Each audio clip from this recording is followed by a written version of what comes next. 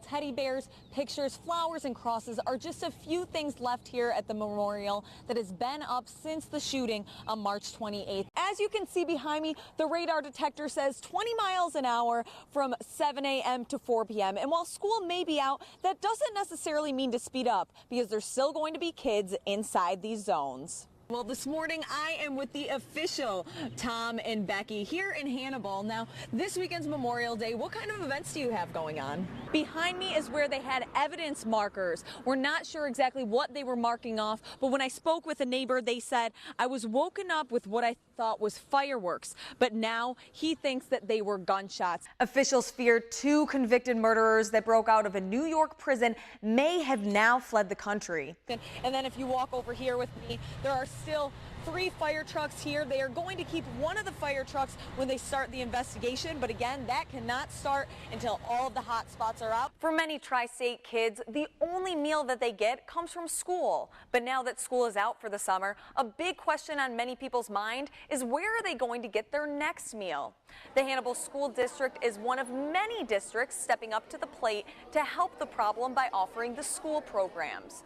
Good morning, guys. I am live in front of 603 North 18th Street where a fire broke out around 3 a.m. But take a look at this video. This happened about an hour ago where the brother of the owner of the house was arrested this morning. Now, right now I'm standing on 4¼ acres of land that stand right in front of this house here. Now, between the renovations, the history, and the secrets that everybody wants to know, this house keeps people talking for 150 years.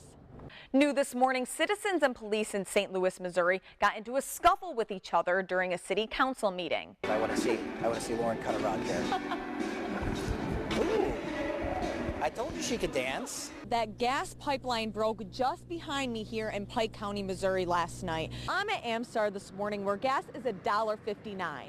But if you drive a few feet down the road, it's $1.55. So the question is, how do these smaller gas companies compete with the larger ones?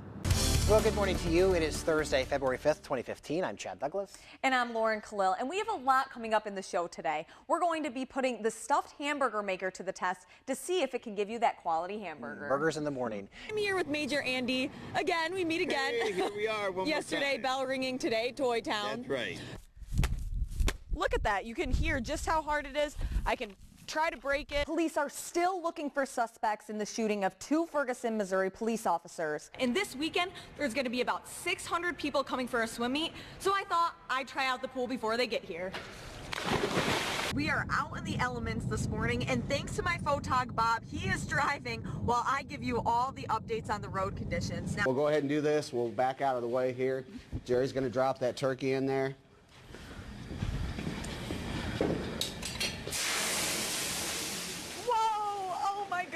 Good morning. Today is Thursday, January 15th. I'm Lauren Kalil, and because it's Thursday, that means Ben Yout will be talking with us a little later in the show. But we have some outfits here. Can we first talk about this lovely piece that we have? Oh yeah, let's talk about that. Just about an hour ago, we drove here from Quincy, and the roads were pretty slick. Even though you have some kale in there, you have some greens in there, it's going to taste more sweet, you think? Yes, absolutely. We'll do a taste test here. This group of young women come from all over the tri-states, and they're looking for the chance to take home the gold. Do you feel like you're addicted to your cell phone? I have 2. Well, I think a lot of us are addicted to our cell phones, and coming up, we'll tell you the warning signs that you should look out for. Well, for anyone who's had any form of cancer, they know just how costly the medical bills can be. And of course, having insurance makes those bills a bit more affordable. But for Taylor, who needs a prosthetic leg, having the insurance pay for it may not be an option. Taylor Martin is a 17-year-old girl with her entire life ahead of her. She enjoys making crafts, being outside, and always has a smile on her face. But in 2009, Taylor's whole life was turned upside down when she was diagnosed with a rare form of cancer. But that didn't break Taylor's spirit. I wasn't really too upset about it. I was just young. I guess it just didn't really matter. In 2013, Taylor faced more bad news. She was told the only way to get rid of the cancer was to amputate her left leg from the knee down. I didn't want to do it at all. I denied it a lot at first. To make matters worse, the insurance company will not approve a prosthetic leg for Taylor due to costs. It's too expensive. They want us to pick a cheaper leg. So we've sent that through, still waiting on approval for even the cheaper leg. The prosthetic leg that was originally denied cost upwards of $25,000. The leg they are now trying to have approved costs about half that, but it would only give Taylor the mobility of an elder person, not giving her much mobility to run, climb stairs, and do activities that a 17-year-old should be able to do. While amputating Taylor's leg was not an easy decision to make, there has been some hope in Taylor's journey because she is now cancer-free.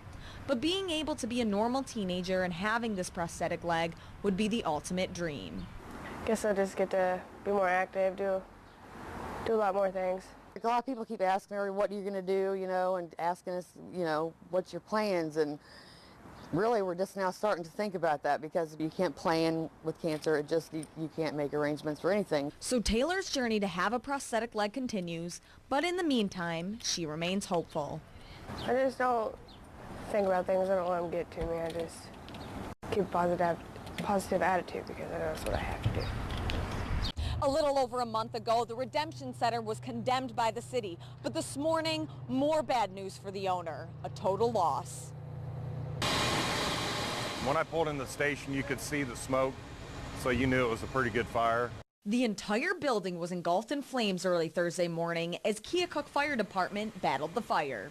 It was heavy smoke conditions, which quickly turned into a lot of fire. While the fire department was able to put out the fire in just over an hour, they faced many challenges when it came to keeping the fire controlled and preventing it from spreading to surrounding buildings. People don't understand, once you get in all these buildings that are connected, they have a chance to spread depending on which way the wind's going. So we just concentrated on each side of the building that was on fire and stopped it. Around 6:30 Thursday morning, most of the hot spots were put out and the fire department was waiting to begin the investigation. But the size of the fire and structure of the building put another barrier in front of the department, safely entering the building to conduct the investigation. Since the building isn't safe to enter, we're going to have to bring heavy equipment in and pull the building apart and search for evidence for the cause of the fire that way. With all the damages, Assistant Chief Cackley says it could be extremely difficult to determine a cause at all. The two buildings to the right of the Redemption Center have also been condemned, so Fire Chief Rose says he won't be surprised if those buildings are taken down next. I would imagine these buildings be tore down. It's hard to say what the future holds for this block of downtown Keokuk, but one thing's for certain, this building will not be a part of it. Lauren Kalil, KHQA News, Keokuk. During the early stages of education, the amount of information in front of a child can be very overwhelming. And sometimes it can even make kids sad or frustrated, but one book is showing kids that they're not alone. Eden woke up and thought her happy was gone. Eden and Her Happy is a children's book written by a local author, Tracy Schlepphorst. Since the release of the book in November, she's been doing school visits to teach students about her book. And this visit was to Washington School. She got out of bed in a huff. I want my happy. While this book does inspire children to read, its main purpose is to help them understand their emotions. I think that emotional development is a huge part of anyone's development. The book is about a little girl who thinks she has lost her happy and her journey to find it again. And the third grade students at Washington School joined Eden's mission to find their happy too.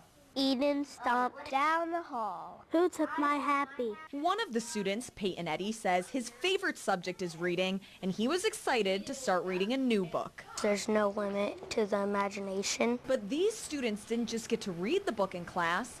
Each student was given a signed copy of their very own. What was great was just to see the excitement and the pure joy on their face. You could tell they loved it. DeMarcus Walker, another student of the class, says he loves to read because of the adventures the book takes him on. It helps me explore. I was so happy. I want my happy. I didn't take your happy. I have my own happy. While several of the students expressed their love for reading, this book did more than just fill that passion.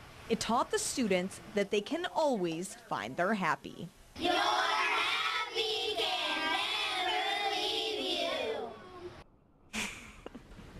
Now the third graders were so inspired by the book Eden and Her Happy that they all wrote their very own version of the book.